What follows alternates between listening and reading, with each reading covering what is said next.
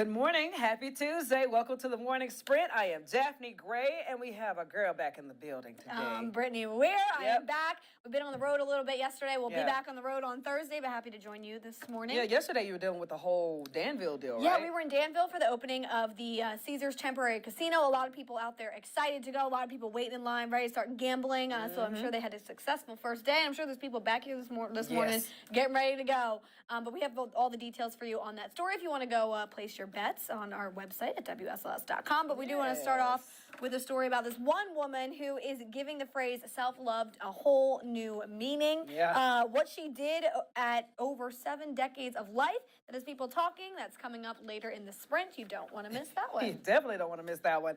Okay, first and foremost, though, we got to get to this because summer is right around the corner, and we yes. all know when summertime hits, those grills open up, and today is National Barbecue Day. We love it. We absolutely love it. Well, in the U.S., barbecue meat is thought to have originated in North Carolina, but today there are other different regions besides North Carolina famous for barbecue. You can go to Kansas City, Memphis, and Texas. I know there are some million barbecue restaurants here in our area, and I know Chris has been featuring a ton of them on Tasty Tuesday. So many good ones. Oh, I love it. Look at all that. So, That looks what's good. your favorite barbecue out of all those?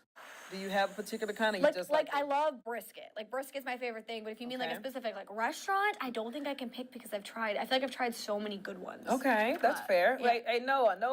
He's our switcheroo back there. Noah, what's your favorite kind of barbecue? Are you a Memphis style, Texas style, or North Carolina style? I can't say that I'm very experienced, so Okay. Mission Barbecue. Oh, dude, Mission that's a barbecue. good one. I tasted Whatever that the that other is. day. You went without me? No, you were supposed to still take me, but you remember they brought it to the station and we had some. Was that what that Mission Barbecue, right? Yeah, no, I know. Yeah. Okay, very, very So we'll have to tasty. go to Mission for lunch soon. But Yeah. yeah, let us know if you guys have a favorite barbecue restaurant here locally, or a favorite kind of barbecue, or maybe you make up your own that you think is better than anybody else's. Definitely. Let us know. Speaking of barbecue, if you like beer on the side, you got a really cool beer Girl, store you get me coming up. hungry. I'm Yeah, ready.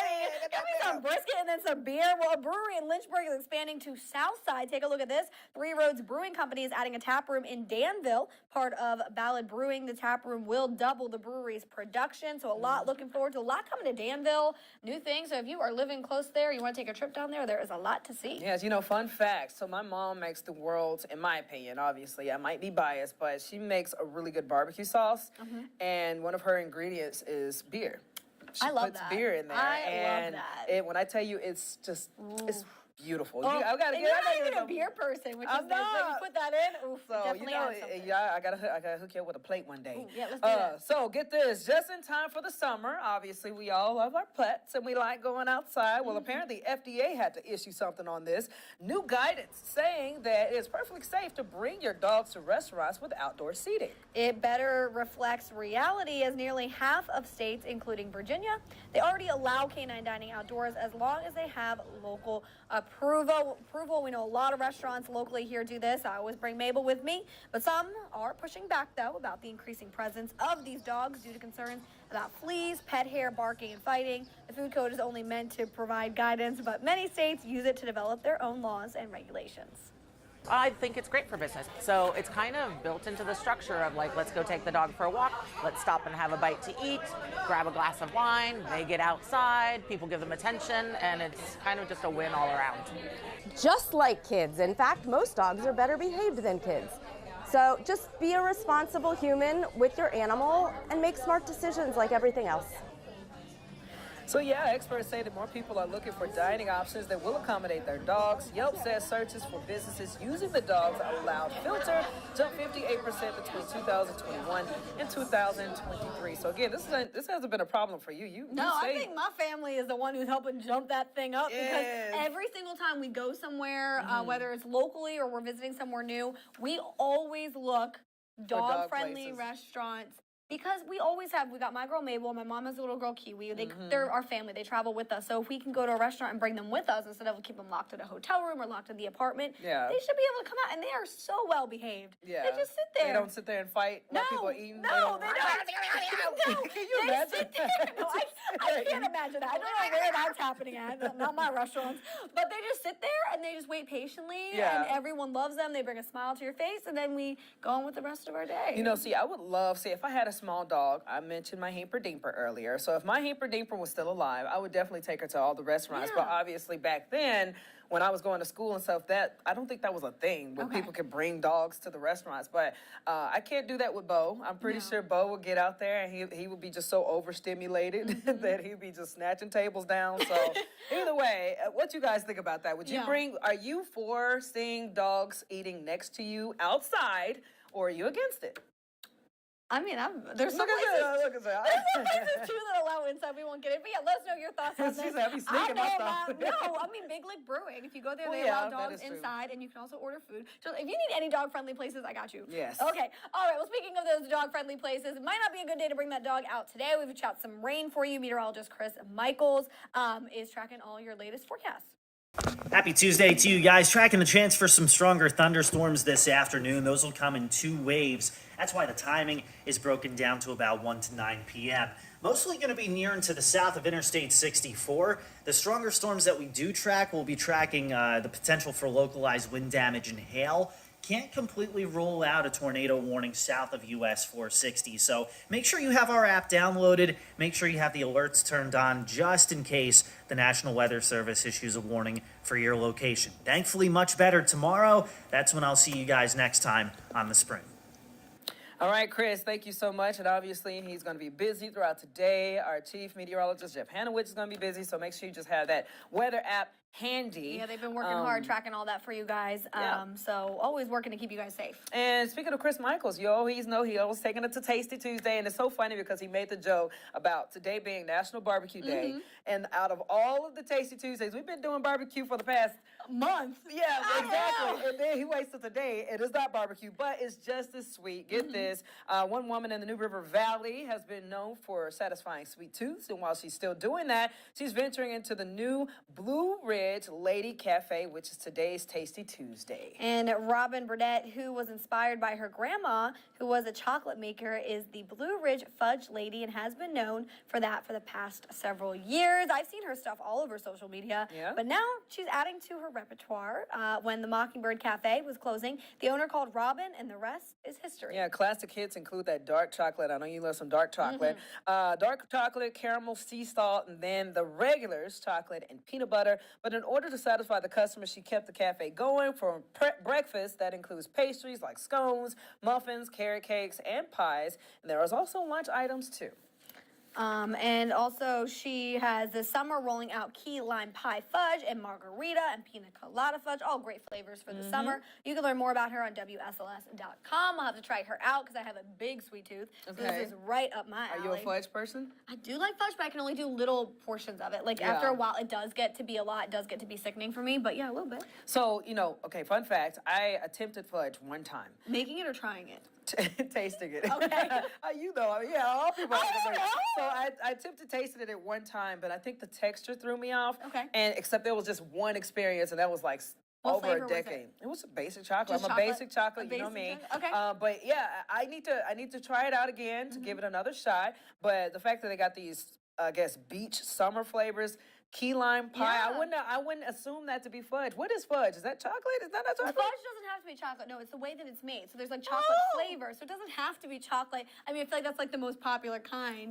But like growing up in the north on Jersey beaches. Yes. Every single Jersey beach has what's called a fudge kitchen. It's like Okay. big. And everywhere you go, they're giving out free samples of fudge. It's like a known thing. So that's where we Okay. grew up. Anytime for summer and fudge, they kind of just go together with the beach. So I like that she's putting Look at these that. flavors out there. But Well, yeah. look at that. Noah, you a fudgy person. You fudge. You like the fudge. I do love fudge. Oh. And actually, the Highland Festival, the Maple yeah. Fest, Yes. they had some maple fudge that was really Okay, so I know I'm learning something new every day. You get And I love fudge that. I everywhere. love watching that too. Watching you learn something new every day. It's fun. I don't know. It's a good time. But if you guys have a place that you recommend for this girl to try some fudge, let us know. Or if you've tried this out, the Fudge Lady, let us know your thoughts on her. Because like I said, she's popular on social media.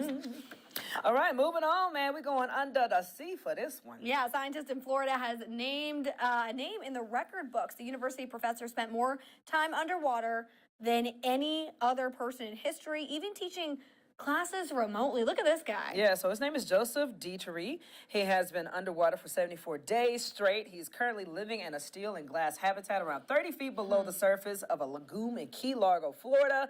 He's hoping his experience will provide new information for scientists. I've got thoughts on this. I'll share them afterwards. But he says the goal is to populate the ocean, not set a world record when he emerges on June 9th. So coming up, a team of doctors will examine him to learn more about how his body reacted. Let's start there. So what's your thoughts? And he's been underwater for that long. Like, I would be so claustrophobic. I'd be like, get me out. I can't do this. I'm happy to hear that date's coming up June 9th. I'll be looking forward to see that. But also, yeah, what does that do to the body? See, for me, I am very strong on this. It's going to be hard to change my opinion. It's just like how I feel about people trying to go to Mars and chill up there. It's just like, we're gonna tick something off that is not here on Earth. And then what's that saying? There's like majority of the ocean is still undiscovered. Which is scary. I do not have any interest in trying to live under the water. Like, come on now. And then he's under there. He's probably ticking off something, and one day it's gonna come up and just be like, "Yo, bro, okay, you woke me up. I'm here. It's gonna be the Loch Ness monster." I mean, I'm with you. You know, just leave him alone. Just stay on the ground. I have no Just simple. desire. But that's him. I mean, do his thing. That's a record. And he even said that it wasn't meant for a record. He's trying to populate the ocean. I'm just like, it's already populated. Yeah. With things that don't need to be on the ground. I mean, I would feel like, and this is gonna not to be sound weird, but like I feel like when you come up on June 9th, like I can finally breathe again. Like I feel like you're so trapped under there. But props to him. And want to know what you guys think about that. Would you be willing to live under the ocean if you got all this beautiful breath, fresh air that you can breathe here, and not being claustrophobic or suffocating? Tell me how you feel. I'm just like, don't mess up. Don't tick off the sea creatures. Okay. We know how Jeffy So, moving on. Here's another situation. If you happen to, tick off over people, you might not be, I guess, messed up because you can, as long as you love yourself, you can probably marry yourself, apparently. According to this woman. Yeah, I'm trying to. I'm trying to find that segue, and my mouth moved faster than my head. Okay, here we go. One woman taking self-love to a whole new level. This is a 77-year-old. She walked herself down the aisle to marry the love of her life, which happens to be herself. Get it out, Brittany. Go ahead. Okay, I got to keep going. So Dorothy was married once in a quick courthouse ceremony, but got divorced after 9 years. She says this time it was about something more. Love is the most important thing in this world. And if you love God and love yourself, this world will be a field of roses. So residents at the retirement home got to celebrate the wedding with her. She wants others to know that even if marriage isn't the cards, there is something out there that will make them happy. It could even be themselves. Look how happy she is. So go ahead with your bad stuff. What's her name? Dorothy? So why are you... Okay, so you are over here crying right now. I'm trying to get the other side. No, I do love this story. It's just like you're making me laugh. I didn't say anything. Okay. No, but I do. I'm with her. People, they always put, marriage and family as the end goal, and that's not for everybody. That's not what your thing is. So if she's like, I'm happy with myself, I like being by myself, why not celebrate that too? Like, why do we only have to celebrate being in those relationships? Going the extra mile. Look how she moved down the aisle. So going the extra mile of walking down the aisle and all that stuff, I think that's a little bit like, okay, we get it, cool, do your thing. But, I don't know. This just wouldn't be my cup of tea, but shout out to Dorothy, man. I think she said, she was married once in a courthouse, got divorced after 9 years. Okay, so maybe that was her way of saying that I don't need no man to walk down the aisle. Exactly. I'm going to walk my own little my self. thing too, like I said, I know it might be a little extra putting on the dress and walking down the aisle, but I support this. I don't know why we only have to celebrate the fact that if you find, the love of your life, let's celebrate. Why can't we celebrate I love being with myself too? So, needless to say, if you're a bridal shop out there and Brittany wants a $2,000 dress, she's going to buy one. Can I just come try them on, please? You want to just walk down by yourself, girl? When am I ever going to wear a ball gown? Hey, I don't know. I was going to say it's your funeral. Excuse me. Let me move on. Look, so we got some tears going. I think I accidentally, no, I didn't. Excuse me. Hold on, Jazz. I'm coming. I swear to God. Here we go. Boom. Jazz, how you doing? Can you hear me? Yep. Jazzy Jazz?